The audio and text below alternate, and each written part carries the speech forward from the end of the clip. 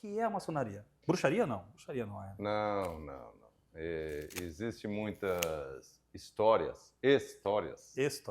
acerca da maçonaria. Com licença. Vontade.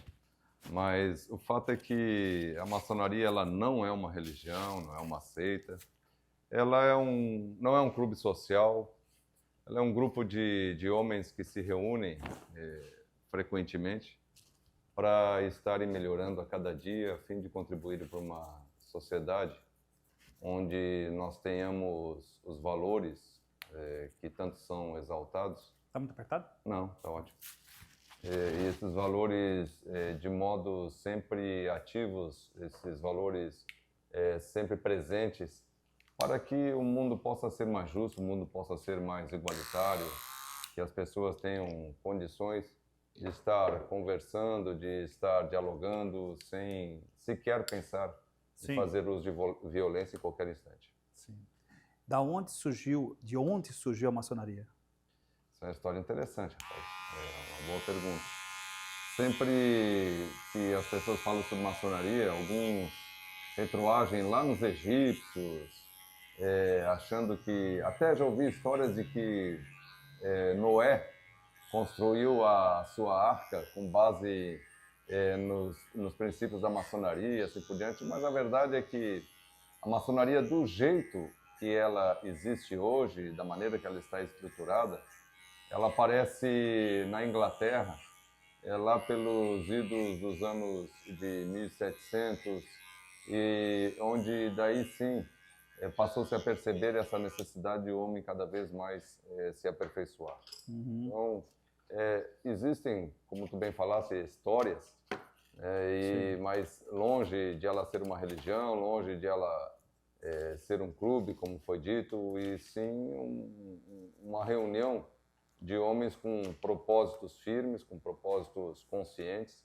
né, que não surgiu lá nos antigos egípcios, na história antiga, e sim em algo muito mais próximo. Tem uma datação, uma data de quando surgiu? Da maneira que ela está estruturada, nós temos a Grande Loja da Inglaterra como uma grande referência.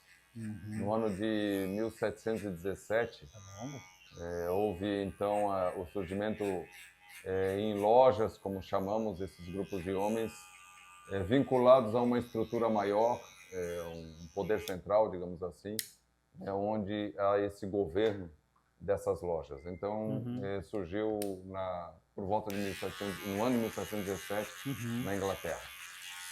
Uma outra pergunta. Loja. Por que loja e antes, por favor, maçonaria, pelo que eu entendi um pouco ali, ele é uma linguagem eram pedreiros, eram pessoal que trabalhavam com as mãos, né?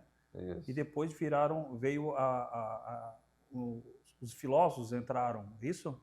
É que a história conta o seguinte, um pouco antes da atual estrutura, existiam as guildas na Inglaterra, existiam as companhonades na Europa, de modo geral, enfim, e eram exatamente corporações de ofício, de profissionais que se reuniam, e evidentemente que os meios de comunicação completamente diferentes desses que nós estamos habituados, né? Não, era mais passado, vamos dizer assim, os conhecimentos boca ou ouvido, como se dizia. Ou alguns até intitulam como segredo, né? Então, por exemplo, a arte do barbear, tu passavas para o teu filho, que ele aprendia, e sucessivamente ele passava para o dele e assim por diante. Então, tu detinha essa arte ofício. Lembremos que existia muita a questão do comércio através de escambo, das trocas. Então, muitas vezes tu fornecia a tua mão de obra em troca de alimentos, em troca de animais, enfim. E essas guildas, que eram as corporações de ofícios, elas detinham determinados privilégios por exatamente estarem circulando, as guildas dos construtores, dos maçons, estarem circulando sobretudo na Europa, Europa medieval, contribuindo para a construção de obras de arte como estradas, como castelos, como fortalezas. Aquedutos também, né? Aquedutos, né? Muitas dessas construções elas ainda estão em pé hoje. E existem os mais variados exemplos na Europa, sobretudo, que tem uma história muito mais antiga do que a nossa, né? E lá se reuniam então os masons, ou maçons, os construtores. E esses Maçons vem de masons. masons, a origem da palavra de masons, maçons, também do mesmo radical na França, enfim. E aí eles edificavam essas construções todas e houve um período em que a Europa ela passou por uma decadência bastante acentuada.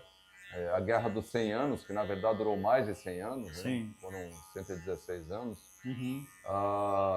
A Peste Negra, que dizimou muitas vidas e assim por diante. E esse, digamos, privilégio, esse poderio dos construtores, ele também entrou em decadência. Porque lembremos que a igreja, ela estava muito próximo, o clérigo, ele estava muito próximo do poder real. E então se edificavam muitas construções para a igreja também, né? Catedrais e outras tantas, enfim.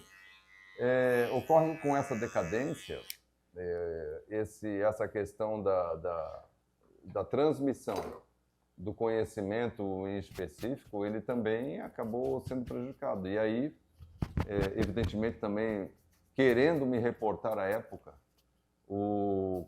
tentando me colocar como um mason à época, né, eu detinha esse conhecimento e evidentemente não abria para outras pessoas, até para preservar essa condição que tinha de certo privilégio à época de vários deslocamentos e assim por diante. Bom, quer uma aguinha? Agradeço. Em seguida fica já vou bom tomar. Porque a água do salão do papo de salão é ótima, tá? É benta, água benta. Água benta. Mas Por favor. Quando houve essa decadência, Sim. aí essas guildas, esses grupos, para preservar o status que eles já tinham conseguido, eles passaram a admitir pessoas que não eram envolvidas com a arte da construção. Então, vamos ver, entraram profissionais, um barbeiro, entraram filósofos, entraram advogados e assim por diante. Só que daí perdeu-se o cunho da construção física propriamente dita, né? Passou-se a trabalhar muito mais uma construção interna, passou-se a trabalhar um aperfeiçoamento do próprio ser, porque imagine lá nos idos de 1600, 1700, o espaço que ocupava, por exemplo, um cidadão em relação à mulher. A mulher era praticamente isenta de direitos, né?